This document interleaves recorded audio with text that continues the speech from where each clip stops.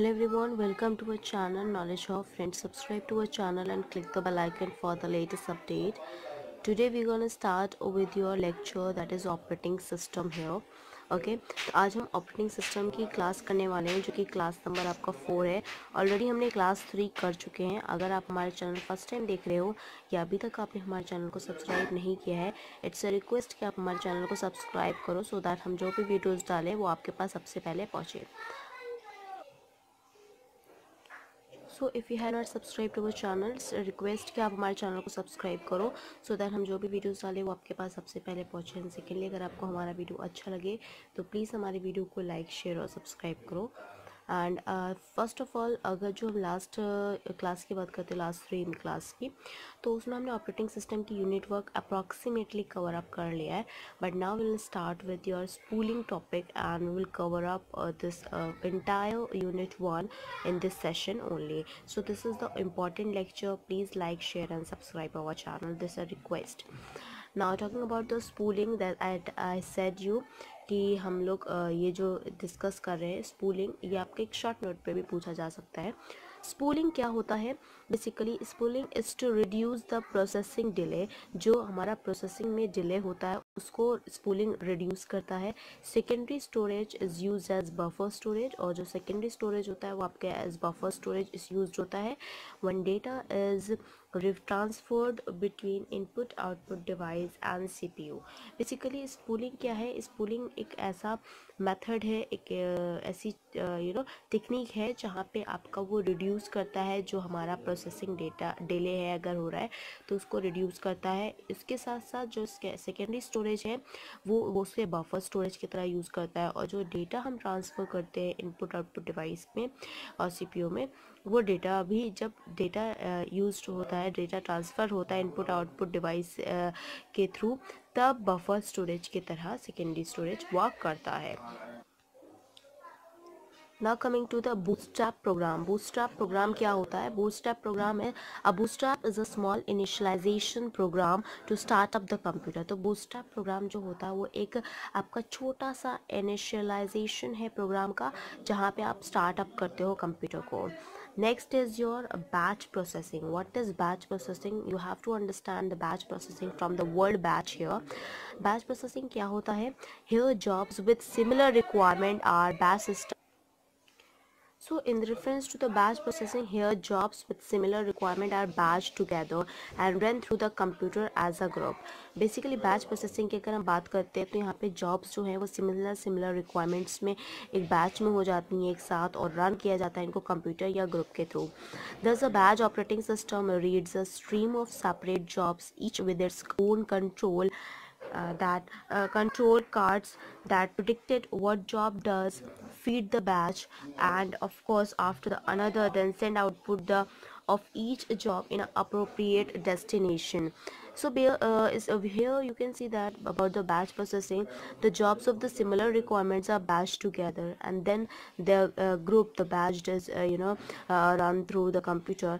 फिर batch operating system जो होता है वो read करता है आपके stream of separate jobs को with its own center control cards, जो अपने खुद के कंट्रोल कार्ड्स के थ्रू से वो सेपरेट रन करता है, स्ट्रीम करता है कि उसको कौन सा जॉब करना है, कौन सा जॉब उसे फीड देना उस पर्टिकुलर बैच को।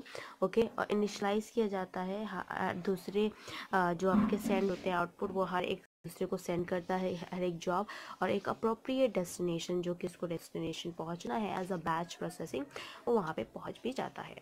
Now moving on with the next one, that we have a degree of multi-programming. Degree of multi-programming क्या होता है? Degree of multi-programming is the number of process in the memory. Degree of multi-programming अगर आपको निकालनी है और अगर आपको समझना है degree of multi-programming क्या होती है, तो degree of multi-programming वो होती है जितने भी number of process उस memory में हुए हैं उसे हम degree of multi-programming कहते हैं। So degree of multi-programming को आप कैसे define करोगे? The degree of multi-programming is the number of process in the memory. That is known as degree of multi-programming. Now we'll conclude with hard real system and soft real system. Basically इस question को वो आपसे differentiate between hard real system और soft real system करके पूछते हैं, and that is also the important one. So hard real system and आपका soft real system क्या होता है? You can see that hard real system guaranteed that critical task complete on time. तो hard real system जो होता है वो आपको गारंटी करता है, एक प्रॉपर गारंटी देता है कि जो क्रिटिकल टास्क हैं वो ज़रूर टाइम पे कंप्लीट होंगे। This is done by the hard real system. Now talking about the soft real system, the soft real system, in the soft real system a critical task get priority over the other and remain the priority until it completes. तो basically क्या होता है, इसमें जो hard real time system होता है उसमें क्या होता है कि वो हार्ड रियल टाइम आपको गारंटी देता है कि क्रिटिकल टास्क जो हैं वो टाइम पे कंप्लीट होंगे। बट सॉफ्ट रियल टाइम की अगर हम बात करते हैं तो सॉफ्ट रियल टाइम सिस्टम एक ऐसा क्रिटिकल टास्क है जहाँ पे वो जो क्रिटिकल टास्क होता है उस क्रिटिकल टास्क को वो प्रायोरिटी देता है कि दूसरे टास्क के कंपेयर में उसको प्रायोरिटी मिलती है, और उसके साथ साथ वो जब तक प्रायोरिटी उसको मिलती है जब तक वो कंप्लीट नहीं हो पाता in the case of the software system. Now talking about the next one, that we have a main advantages of multi-programming. अब main advantages क्या है multi-programming के? multi-programming के main advantages में से multi-programming make efficient use of the CPU. multi-programming जो है वो आपका एक efficient use करता है CPU का by overlapping the demands for the CPU, जो overlap करता है आपके demands of CPU के and its input output device from the various users with different users के through input output devices की जो demand है वो CPU के input output device की, तो वो various users के उसको fulfill करता है. It attempts to increase CPU utilization, और यही एक process है जो कि आपका increase करता है CPU का utilization, that utilization by always having something for the CPU to execute, कि हर टाइम कुछ ना कुछ किसी ना किसी टाइम आपका CPU execute करता रहे. So in that same case, it attempt to increase the CPU utilization by always having a something for the CPU to execute, कि वो किसी ना किसी टाइम कोई भी टाइम फ्री नहीं रहता, CPU कुछ ना कुछ execute करता ही रहता है. Okay, with the help of main advantages of multi-programming, this is to increase the CPU utilization as well. Now talking about the real-time system, real-time system क्या होता है? Real-time system is the one that must react to input and responds the them quickly. Basically real time system क्या होता है, वो एक आपका एक रिएक्शन होता है, एक रिएक्ट होता है इनपुट की तरफ जो कि रिस्पॉन्ड करता है, उसको क्विकली रिस्पॉन्ड करता है. Real time system has well defined fixed time constant, और रियल टाइम सिस्टम जो होता है उसके पास एक वेल डिफाइंड और फिक्स टाइम कांस्टेंट भी होता है.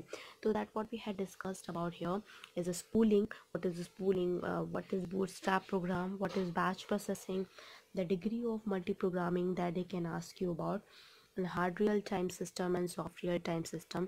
Then we'll discuss the main advantages of multi-programming, and now we had discussed the real-time system. So all these were important, go through with that, and please like, share and subscribe our channel. Now moving on with the next that we have here is with reference to here that three main purposes of an operating system. यहाँ पे तीन कौन से main purpose हैं आपके operating system के. तो main purpose जो ऑपरेटिंग सिस्टम के हैं उससे पहले आप देख सकते हैं to provide an environmental for a computer user to execute a program on a computer hardware in a convenient and efficient way.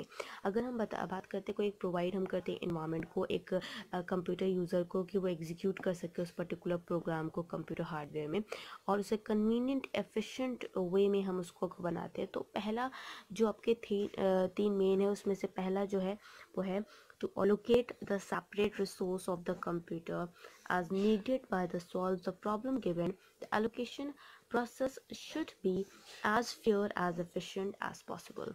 Basically अब वो allocate करता है आपका separate resource को कंप्यूटर के, जैसे जैसे रिक्वायरमेंट होती है, जैसे जैसे नीड होती है वो सॉल्व करता रहता है जो भी प्रॉब्लम उसको गिवन है. The allocation process should be fair, और जो एलोकेशन प्रोसेस होता है वो फेयर होना चाहिए, एफिशिएंट होना चाहिए. जितना ज़्यादा फेयर और जितना ज़्यादा एफिशिएंट होना पॉसिबल है उतना ज़्यादा होना चाहिए. As a control program it serves the two major function. अगर कंट्रोल प्रोग्राम की बात करते हैं तो कंट्रोल प्रोग्राम के रेफरेंस में वो दो आपके ऐसे मेजर फंक्शंस हैं जिससे वो सर्व करता है. पहला है आपका suspension of the execution of the user program to prevent errors and improper use of the computer basically ये क्या करता है, सुपरवाइज करता है कि जो एग्जीक्यूशन हो रहा है यूज़र प्रोग्राम का, उसमें जो एरर्स आ रहे हैं उसको प्रिवेंट करें, और जो इम्प्रॉपर यूज़ हो रहा है कंप्यूटर का उसे प्रॉपर वे में करें और उसे प्रिवेंट करें. The second, what it does is the major function management of the operation and control of input outputs devices. Management देखता है और जो ऑपरेशन परफॉर्म किए जाते हैं, जो कंट्रोल किए जाते हैं इनपुट आउटपुट डिवाइस के थ्रू, उसे उसके मैनेजमेंट ऑफ ऑपरेशंस को देखता है with related to the control of input output devices. Now moving on with the next one that we have here, system program. अब सिस्टम प्रोग्राम क्या होता है, that we have to go through with. System program होता है, system program provides a more convenient environment. System program जो है वो आपको एक मोर कन्वीनियंट इन्वायरमेंट देता है for program development and execution. तो आपको एक कन्वीनियंट इन्वायरमेंट देता है जहाँ पे आप प्रोग्राम डेवलपमेंट और एग्जीक्यूशन दोनों ही कर सकते हो. System program are intended to support the operation and use the computer itself rather than on a particular application. अब सिस्टम प्रोग्राम की अगर हम बात करते हैं तो वो आपका सपोर्ट करता है ऑपरेशंस को, और कंप्यूटर को यूज़ करता है एक पर्टिकुलर एप्लीकेशन के लिए, रेदर देन कि एक पर्टिकुलर एप्लीकेशन के लिए वो यूज़ करे. वो कंप्यूटर को और सारे ऑपरेशंस के लिए भी सपोर्ट करता है and to use them performing. They are usually related to architecture. ये ज़्यादातर आपके जो रिलेटेड होते हैं वो आर्किटेक्चर से रिलेटेड होते हैं. Architecture of machine on which they run, जिस मशीन पे वो रन करेंगे उसके आर्किटेक्चर पे टोटली ज़्यादातर रिलेटेड होता है. Example of system program are, जो हमारे एग्जाम्पल्स हैं सिस्टम प्रोग्राम के, उसमें से पहला है आपका लोडर है. Second is linker. Third is editor, compiler, assembler, interpreter etcetera. तो बेसिकली लोडर जो है आपका लिंकर है, एडिटर है, कंपाइलर है, असेंबलर है, इंटरप्रेटर है. इस सारी चीज़ें आपकी जो है वो सिस्टम प्रोग्राम है. Now moving on with the next one that we have your application program. Application program क्या होता है, that we have to understand here. Application program are useful to solve common problem or to perform common operation. Application program basically useful है उस चीज़ के लिए कि जब हम common problem को solve करते हैं, प्रॉब्लम जो परफॉर्म करते हैं, और हम बेसिकली जो कॉमन प्रॉब्लम्स हैं परफॉर्म कॉमन ऑपरेशंस. तो these were the thing that was done by application program. An application program is a primary concern with the solution of some problem. एक some problems के लिए जो एक primary programme है वो एक प्राइमरी कंसर्न होता है. यूजिंग द कंप्यूटर और टूल. बेसिकली हम सेम प्रॉब्लम के लिए, सम प्रॉब्लम्स के लिए जो सोल्यूशन फाइंड आउट करते हैं वो हम कंप्यूटर का यूज़ करके या उसके टूल्स का यूज़ करके उसको फाइंड आउट करते हैं. The focus is on application not on the computer system. तो जो हमारा फोकस्ड होता है इसको सॉल्व करने के टाइम वो हमारा एप्लीकेशन पे होता है, ना कि कंप्यूटर सिस्टम पे. Examples of application program are web browser. Examples हैं आपके एप्लीकेशन प्रोग्राम के. वेब ब्राउज़र है, डेटाबेस सिस्टम है, एंड गेम्स टेक्स्ट फॉर्मेटर्स है, एंड स्प्रेडशीट है. तो बेसिकली वेब ब्राउज़र है, web browser, database system, games text formatters, and of course the spreadsheet etcetera. Now moving on with the next one that we have is purpose of system program. क्या purposes है जो system program के requirement रही, क्या purpose है जो system program used किया जाता है. तो first we have here is system program that provides an application programming environment on top of the hardware. System program जो है वो सिस्टम प्रोग्राम एक ऐसा प्रोग्राम है जो कि प्रोवाइड करता है आपको एप्लीकेशन प्रोग्रामिंग एनवायरनमेंट को on the top of the hardware as well. Now moving on with the next one that for this we had discussed about the purpose of operating system and then system program. Then we had discussed about the application program, and now we had discussed about the purpose of the system program. Now moving on with the next one that we have here is, now we'll discuss here the difference between the networked operating system and distributed operating system. So here we'll discuss about the difference between कि network operating system और आपका distributed operating system में क्या difference होता है, that we will discuss here. And the distributed operating system and network operating system, you can see here from it. Distributed operating system और network operating system में पहला point है distributing operating system में degree of transparency is high. Distributed operating system में जो degree होता है transparency की वो आपकी हाई होती है. नेटवर्क ऑपरेटिंग सिस्टम में degree of transparency is low. तो बेसिकली अगर हम डिस्ट्रीब्यूटेड ऑपरेटिंग सिस्टम की बात करते हैं तो डिग्री ऑफ ट्रांसपेरेंसी क्या होती है, हाई होती है। नेटवर्क ऑपरेटिंग सिस्टम की बात करते हैं तो डिग्री ऑफ ट्रांसपेरेंसी क्या होती है, वो लो होती है। Second point for distributed operating system is same operating system on all the nodes. सारे ऑपरेटिंग सिस्टम जो होते हैं सेम ऑपरेटिंग सिस्टम होते हैं सारे नोड्स पे। नेटवर्क ऑपरेटिंग सिस्टम की बात करते हैं मे बी डिफरेंट और same operating system on all nodes. Different भी हो सकते हैं और as well as same operating system भी हो सकते हैं सारे नोड्स पे। Third point for the reference to the distributed operating system, shared memory is used for communication. shared memory used होती है communication के लिए। अगर network operating system की बात करते हैं तो network operating system में files are used for communication। जो files होती हैं वो use की जाती हैं communication के through.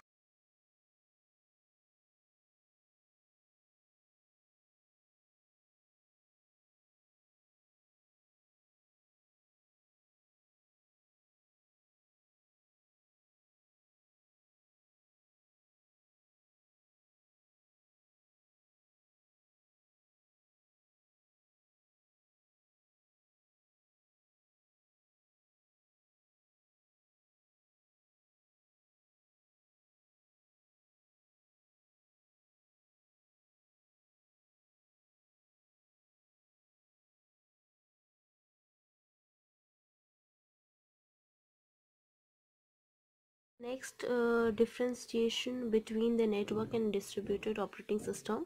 In the distributed operating system, scalability is less, and in the network operating system, the scalability is high. The next word for the respect to the distributed operating system is resource management is done globally or central. Basically, the resource management is done globally or in the contrast central here, and the resource management is done by per node. Here the resource management is done by the per node only in the network operating system. Now moving on with the next one that we have here, functions of printer daemon. Functions, what were the functions of printer daemon that we have to discuss here, and we will be focusing on the printer daemon, that what functions that they had done. The printer daemon provides the printer services for the local and remote user. It manages the printer's pool areas and print queues. Printer daemon is started at the boot time from a startup script. It is generally included in the startup of Linux and BSD system by default, so you might not need to add it to your startup script as well. So what printer daemon is using, that function is the printer daemon that provides the printer services for the local and the even though remote users, and of course it manages the printer spool areas and print the queues. Where printer daemon is started at the boot time, you can say that boot time from the startup script as well. If you are not generally including this startup of Linux or BSD system, then by default you might not need to add this type of a startup script as well, because it is already done there. Now moving on with the next one, that we have your main difficulties that a programmer must overcome in writing an operating system for a real time environment. ऐसा कौन सी difficulty है जो कि एक programmer face करता है, उसको उस ओवरकम करना चाहिए उसके राइटिंग ऑफ ऑपरेटिंग सिस्टम एक रियल टाइम इन्वायरमेंट के लिए. And the reason, the solution, we have the main difficulty is keeping the operating system within the fixed and constraints of real-time system. If the system does not complete a task in a certain time frame, it may cause a breakdown of entire system it is running. Therefore, when writing an operating system for a real-time system, the writer must assure that his scheduled schemes do not allow response time to exceed the time constant. That what it stands for. Now we'll discuss about the distinguish between the tightly coupled system and loosely coupled system. What is the difference between the tightly coupled system and the loosely coupled system that we have is tightly coupled system क्या होता है, tightly coupled system and loosely coupled system, उसके साथ साथ हम उसके difference पढ़ेंगे. जैसा कि पहला tightly coupled system में आप देख सकते हैं that is also known as parallel system. So tightly coupled system is also known as parallel system. Loosely coupled system की बात करते हैं that are also known as distributed system. Loosely coupled system जो है उन्हें हम distributed system भी बोलते हैं और tightly coupled system जो है उन्हें हम parallel system भी बोलते हैं. In the tightly coupled system shares computer bus, clock and something memory. तो basically जो आपका tightly coupled system है वो आपका computer bus share करता है, clock and something memory. And that loosely coupled system that do not share memory or a clock. तो जो आपका loosely coupled system है ना ही वो आपका memory को share करता है और ना ही आपका वो clock को share करता है. In a tightly coupled system, more than one processor is close communication. तो basically tightly coupled system में क्या होता है, एक से ज़्यादा processors जो होते हैं वो close communication में होते हैं. But loosely coupled system में single processor system होता है. Okay, that it follows. So this is a differentiate between the tightly coupled system and loosely coupled system. I think you can go through with that so that you can get that information that we are going to provide here. And they even though ask you differentiate between tightly coupled system and loosely coupled system, or give 4 or 3 points related to tightly coupled system and loosely coupled system, so they can mention those things. Now we are talking about time sharing system. Time sharing system क्या होता है that we have to discuss here. Time sharing system की अगर हम बात करते हैं तो time sharing system क्या होता है, time share करे कोई system उसे हम time sharing system कहते हैं.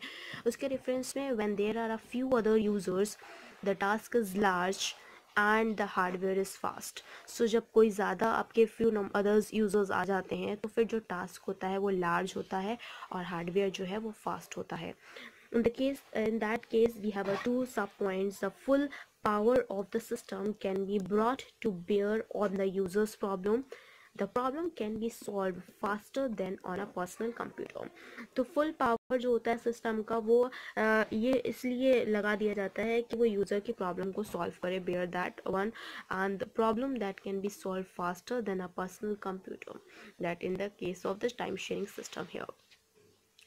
The another case occurs when lots of other users need resource at a same time.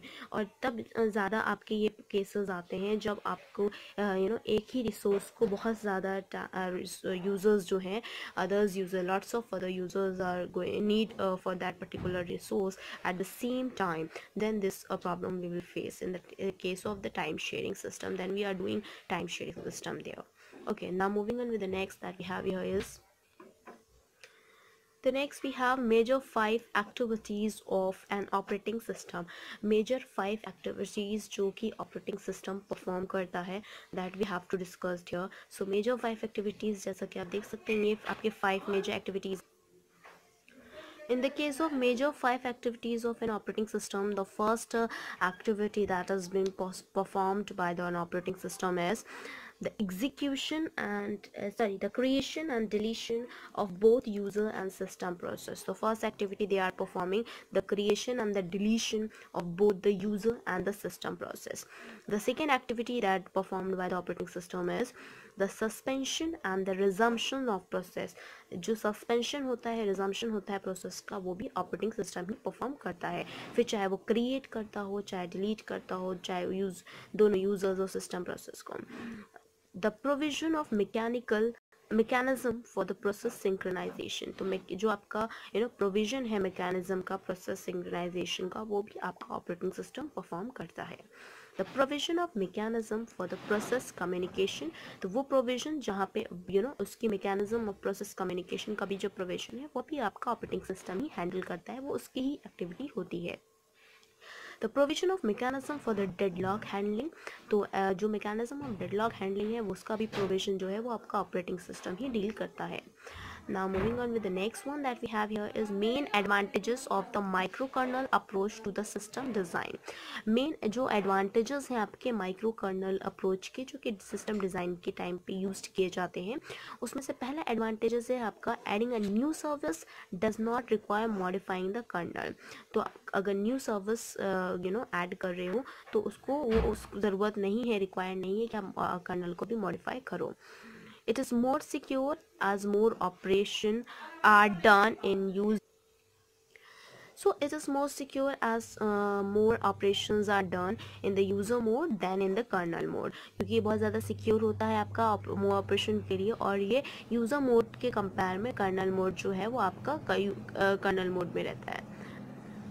A similar kernel design and functionality typically results in more reliable operating system.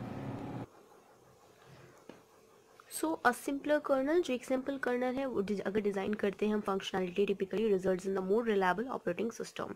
That what we had discussed here, the main advantages of the micro kernel approach to the system design. Now will discuss about the function of system program. क्या functions होते हैं system program के, that we have to discuss here. The system program provides a convenient environment. System program जो है वो आपका एक convenient environment provide करता है for the program development and execution. Development execution दोनों के लिए. System programs are divided into 3 categories. System program जो है वो आपके 3 categorization में divide होता है. पहला है आपका file management, second is status management and the third is file modification. तो पहला के जैसा कि आप देख सकते हैं, फाइल मैनेजमेंट है, स्टेटस मैनेजमेंट है और फाइल मॉडिफिकेशन है. File modification programming language support program loading and execute communication. These all are in terms of functions of system program. Now we are dealing with what does CPU do when there are no user programs running. तो तब CPU क्या करता है जब कोई भी user program नहीं run होता है, तब क्या करता है. The CPU will always do processing. तो CPU जो है वो हमेशा आपका प्रोसेसिंग करता है, even though there are no application program, क्योंकि वहाँ पे कोई भी एप्लीकेशन प्रोग्राम नहीं होती है, रनिंग नहीं होती है. The OS is still running and CPU will still have to process many system process during the operation of the system या operating system. अब disadvantages of multi programming batch system. Multi programming batch system का disadvantages क्या है. पहला disadvantages है user can not interact with their jobs while executing. तो user जो है वो इंटरैक्ट नहीं कर सकता जब जॉब्स उसकी एग्जीक्यूट्स हो रही हैं. तो मल्टी प्रोग्रामिंग बैच सिस्टम में ये डिसएडवांटेजेस है. सेकेंड डिसएडवांटेजेस जो मल्टी प्रोग्रामिंग सिस्टम में है, a programmer cannot modify a program as it execute to study its behavior. जब वो execute करता है उसके behavior को study करता है, तो प्रोग्रामर भी जो है वो भी modify नहीं कर सकता प्रोग्राम को जब execution हो रहा होता है. Now moving on with the next that we have here is here the personal computer. The next one is your personal computer. Personal computer क्या होता है, that we have to see here. When the job is small enough to be executed reasonably on it. So basically जब job आपका छोटा होता है और that enough to be executed reasonably on it. The second on the personal computer that when performance is sufficient, जब performance sufficient होता है execute करने के लिए प्रोग्राम को to the user satisfaction, user की satisfaction के लिए जब वो sufficient होता है execute करने के लिए प्रोग्राम को, तब आपका पर्सनल कंप्यूटर का एम्फेसिस होता है. Now the next one we have is function of operating system. क्या क्या फंक्शंस होते हैं ऑपरेटिंग सिस्टम के. Function of operating systems are convenience. Function of operating system में पहला है convenience, efficiency and ability to evolve. Convenience होता है, एफिशिएंसी दिखाता है और उसके साथ साथ वो एबिलिटी टू इवॉल्व भी उसके पास होता है. Next is your multi-programming. If you have to define multi-programming, they had asked you define multi-programming. Yeah, what is multi-programming? Then you have to answer about the multi-programming, and you can state that in multi-programming increases CPU utilization by organizing job so that CPU always has a one to execute. Multi-programming increase करता है CPU utilization के लिए और वो organize करता है job को इस तरह से कि जो CPU है वो हमेशा एक execute करता रहे. Okay, that CPU in utilization होता रहे. Now moving on with the advantages in design of distributed operating system. क्या advantages हैं डिज़ाइन करने टाइम जो distributed operating system का होता है? तो advantages of design of distributed operating system क्यों डिज़ाइन किया गया, क्या उसका advantages देखने को मिलता है? तो पहला advantages है resource sharing, resource का sharing होता है. This is the advantages in the distributed operating system. Second is we have, so the second one is higher reliability. First is resource sharing, second is higher reliability. Third is better price performance ratio, better price performance ratio होता है. And the fourth is shorter response time and higher throughput. Shorter response time होता है, उसके साथ साथ higher throughput भी होता है. Okay, now moving on with the next one, that we have your main advantages of the layered approach to the system design. क्या क्या main advantages हैं layered approach के system design के respect में? As in all cases of modular design, designing an operating system is the modular way has several advantages. The system is able to debug the modifier because changes affects only limited section of the system rather than touching all sections of the operating system. Information is kept anywhere it is needed and accessible only with defined and restricted areas. So, any bugs affecting that data must be limited to a specific module or a layer.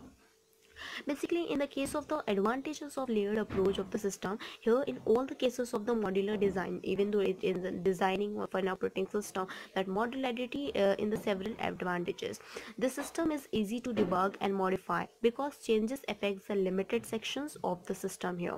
Where the rather using all these sections to the operating system, information is keeping where it is needed and accessible, and that can be within a defined restricted area, so that any bugs that is affecting to the data that must be limited to a specific module or the layer. So here it is the important feature of third generation operating system. क्या important features थे जो आपकी third generation of operating system में देखने को मिले? That is, पहला था वो multi user थे. Second we have is, so the first one is multi-user, second is your time shared, and third is interactive. These were the three features of the third generation of operating system. First is multi-user, second is time shared, and third is interactive. Next we have a tightly coupled system. Tightly coupled system क्या होता है? ऐसे कि मैंने आपको tightly coupled system और आपका loosely coupled system में difference बताया है, तो अगर आपने वहाँ पे अच्छे से पढ़ लिया, उसको लिख लिया है, जैसे कि मैंने बताया था कि tightly coupled system जो है वो parallel system होता है, and उसको parallel system भी बोलते हैं. loosely coupled को distributed system बोलते हैं. जो tightly coupled होता है वो आपका कंप्यूटर बस शेयर करता है, क्लॉक पे शेयर करता है, और आपका मेमोरी भी समवॉट मेमोरी भी यूज़ करता है. बट लूजली कपल्ड सिस्टम जो होता है वो ना ही मेमोरी यूज़ करता है, शेयर करता है, और ना ही क्लॉक यूज़ शेयर करता है. इवन दो मैंने बोला था टाइटली कपल्ड सिस्टम में कि आप एक से ज़्यादा प्रोसेसर एक क्लोज कम्युनिकेशन में एक टाइम पे हो सकते हैं, बट लूजली कपल्ड सिस्टम में सिंगल प्रोसेसर सिस्टम रहता है. Okay, so here the tightly coupled system is the processor shares memory and a clock. तो प्रोसेसर जो है वो आपका मेमोरी को भी शेयर करता है और क्लॉक को भी शेयर करता है. Communication usually takes place through the shared memory. तो बेसिकली जो कम्युनिकेशन होता है वो यूजुअली ज़्यादातर आपका जो टेक प्लेस करता है वो आपका शेयर्ड मेमोरी में ही करता है. That comes under known as tightly coupled system here. Now moving on with next. So here in the case general methods used to pass parameters in the system call. क्या क्या general methods हैं जो कि use किए जाते हैं आपके parameter में, पैरामीटर को पास करने के लिए सिस्टम कॉल में? तो पहला है 3 general methods are used to pass parameter between the running program and the operating system. तो बेसिकली अगर 3 general methods की हम बात करते हैं, हम पैरामीटर्स को पास करते हैं for the running between the running program और ऑपरेटिंग सिस्टम के बीच में अगर हम बात करते हैं, तो पहला है पास पैरामीटर इन रजिस्टर्स. पहले तो पास जो पैरामीटर है वो आपका पास होता है रजिस्टर में. Store the parameter in a table in memory and table address is passed as the parameter in a register. Then push और store the parameter onto the stack by the program and pop up of the stack by the operating system. तो पहले वो store करता है, पहले पास करता है parameter को रजिस्टर में, उसके बाद वो स्टोर करता है उस पैरामीटर को टेबल के फॉर्म में जो कि मेमोरी में स्टोर रहता है, टेबल एड्रेस करके, ओके, या रेस्ट करके। सो वो पास्ड होता है वो पूरा एज इट इज़ जो पैरामीटर होता है रजिस्टर में। फिर हम पुश करते हैं, पुश मतलब जो कि हम स्टोर करते हैं पैरामीटर को एक स्टैक प्रोग्राम में, जहाँ पे वो पॉपअप होता है स्टैक में ऑपरेटिंग सिस्टम। तो next that we have is your command interpreter system. Command interpreter system क्या होता है that we have to know. Command interpreter system जो है, command interpreter system is a system program which is interface between the user and the operating system. Command interpreter system जो है वो आपका एक सिस्टम प्रोग्राम है। सो कमांड इंटरप्रेटर सिस्टम क्या होता है? कमांड इंटरप्रेटर एक सिस्टम है, प्रोग्राम है जो कि इंटरफेस है आपके यूज़र और ऑपरेटिंग सिस्टम का। Command interpreter system is also known as shell. Command interpreter system जो है उसे हम शेल भी कहते हैं। तो वो आपको ये भी पूछ सकते हैं डिफाइन कमांड इंटरप्रेटर सिस्टम और define shell. So explain shell और या explain command interpreter system, so that all are same. Now talking about the main advantages of layered approach. Main advantages क्या है लेयर अप्रोच के? वो हमने जो advantages पढ़ा था वो main advantages of layer approach to the system design के रिस्पेक्ट पे था, बट ये जो एडवांटेजेस है वो that is main advantages of layered approach के क्या है। तो बेसिकली फर्स्ट है each layer is implemented using those operation provided by the lower layer design layers, lower level layers। तो बेसिकली हर एक जो लेयर है वो इम्प्लीमेंट करता है आपके हर एक ऑपरेशन को जो कि प्रोवाइड करता है लोअर लेवल लेयर्स को। सेकेंड मेन एडवांटेजेस है a layer does not need to know how the lower level operations are implemented, it is need to know what the operation do। तो basically कि ये आपको ज़रूरी है पता करने के लिए कि ऑपरेशन क्या करता है। The second next one is your graceful degradation। graceful degradation क्या होता है? graceful degradation in the multiprocessor processor system। एक multiprocessor system की अगर हम बात करते हैं, multiprocessor system failure of one processor will not halt the system। तो failure अगर हो जाता है एक प्रोसेसर का तो वो halt नहीं करता सिस्टम को, but only slow it down। if these are the 15 processor, अगर वहाँ पे आपके 15 प्रोसेसर हैं, if one fails the remaining 14 processor pick up the work and failed of the failed processor, this ability to continue providing the services in the proportional to। basically graceful degradation क्या होता है? मान लो वहाँ पे 15 processors हैं, 15 processor में एक fail हो गया तो जो बचे हुए 14 आपके प्रोसेसर्स हैं वो उस फेल्ड प्रोसेसर का काम को अपने ऊपर ले लेते हैं और उसके बाद उसको पूरा परफॉर्म करते हैं, जिससे कि परफॉर्मेंस में कोई डिग्रेडेशन नहीं होता और वो कंटिन्यू रख सकते हैं उस पर्टिकुलर सर्विसेज को। This is what under comes graceful degradation. So degradation surviving hardware is called graceful degradation. तो इसी को ही हम जो सर्वाइव करेगा वो हार्डवेयर तो उसी को ही हम ग्रेसफुल डिग्रेडेशन कहते हैं। कि फॉर एग्जांपल 15 से 20 आपके सॉफ्ट प्रोसेसर्स हैं, उसमें से एक या दो आपका फेल हो गया, तो ऐसे नहीं है कि सिस्टम की जो सर्विसेज हैं वो बंद हो जाएंगी और जो प्रोसेस हो रहा है वो बंद हो जाएगा। नहीं, उस फेल्ड वाले प्रोसेसर का जो है ना वो प्रोसेस वो अपना जो 14 रिमेनिंग या 15 रिमेनिंग जितने भी बचेंगे रिमेनिंग वो सारे अपने ऊपर ले लेते हैं और उसको प्रोसेस करते हैं और इससे प्रोसेस नहीं, आपका जो सर्विस है वो नहीं स्टॉप होता, प्रोसेसर जो होता है वो प्रोसेस करता रहता है। That talking about the goals of operating system. क्या गोल्स हैं ऑपरेटिंग सिस्टम के? तो पहला गोल जो है that is to execute user program and make solving user problem easier. तो पहला तो जो गोल है ऑपरेटिंग सिस्टम का कि वो एग्जीक्यूट करता है यूजर प्रोग्राम को और सॉल्व करता है यूजर प्रॉब्लम्स को ईजियर वे में। सेकेंड गोल जो ऑपरेटिंग सिस्टम का है that make the computer system convenient to use. और वो कंप्यूटर सिस्टम को कन्वीनियंट बनाता है कि वो यूज़ कर सके। वो हमारे दो गोल्स हैं ऑपरेटिंग सिस्टम के। Now moving on with the next one that we have here, difference between the symmetric and asymmetric multi-processing। तो सिमेट्रिक और एसिमेट्रिक मल्टी प्रोसेसिंग के डिफरेंस बिटवीन है। तो पहले जानते हैं कि सिमेट्रिक क्या होता है, then we will get to know about the asymmetric here. Symmetric multiprocessing treats all processors as equal and input output can be processed on any CPU। तो सिमेट्रिक मल्टीप्रोसेसिंग जो होता है वो आपके सारे ही प्रोसेसर को इक्वली ट्रीट करता है और उसके साथ साथ जो उसके इनपुट आउटपुट होते हैं वो भी प्रोसेस कर सकते हैं CPU के थ्रू। और एसिमेट्रिक जो प्रोसेस मल्टी प्रोसेसिंग होता है, asymmetric multi processing has one master CPU. Asymmetric multi processor में क्या होता है कि एक मास्टर सीपीयू होता है and the remainder CPUs are the slaves, और जो रिमेनिंग जो सीपीयूज होते हैं वो स्लेव्स होते हैं उसके, और एक मास्टर सीपीयू होता है। The master distributes task among the slave, तो मास्टर सीपीयू जो होता है वो डिस्ट्रीब्यूट करता है अमंग स्लेव्स CPUs में, okay, and among the slaves, and input output is usually done by the masters only. तो जो इनपुट और आउटपुट होता है वो यूजुअली आपका मास्टर्स से होता है। सो विद द केस कि मास्टर जो है वो डिस्ट्रीब्यूट करता है टास्क को अमंग द स्लेव्स, और इनपुट आउटपुट जो यूजुअली होता है वो भी मास्टर्स के थ्रू ही होता है, मास्टर सीपीयू के थ्रू ही होता है। तो this is the end of the unit 1 in operating system. अगर आप हमारे चैनल फर्स्ट टाइम देख रहे हो या अभी तक आपने हमारे चैनल को सब्सक्राइब नहीं किया है, इट्स अ रिक्वेस्ट कि आप हमारे चैनल को सब्सक्राइब करो, सो दैट हम जो भी वीडियोस डालें वो आपके पास सबसे पहले पहुँचे। एंड सेकेंडली, अगर आपको हमारा वीडियो अच्छा लगे तो प्लीज़ हमारे वीडियो को लाइक और शेयर करो। Thank you. Hope you enjoy this video. If you like this video, please give a thumbs up and give a suggestion on the comment box. Please like, share and subscribe our channel, and please stay tuned with us and do like, share and subscribe our channel. क्योंकि already हमने operating system का unit 1 clear कर लिया है। Next class जो हमारा आएगा that is your class 4, उसमें हम यूनिट 2 को पूरा कवर अप करने की कोशिश करेंगे, जिसमें जितना पॉसिबल हो सकेगा हमारे क्लास में हम हाफ ऑफ द क्लासेस में कोशिश करेंगे कि 1 क्लास में at least half of the unit आपको कवर अप करके दे दे, जिससे आप एटलीस्ट उसका यूज़फुल कर सको। Thank you.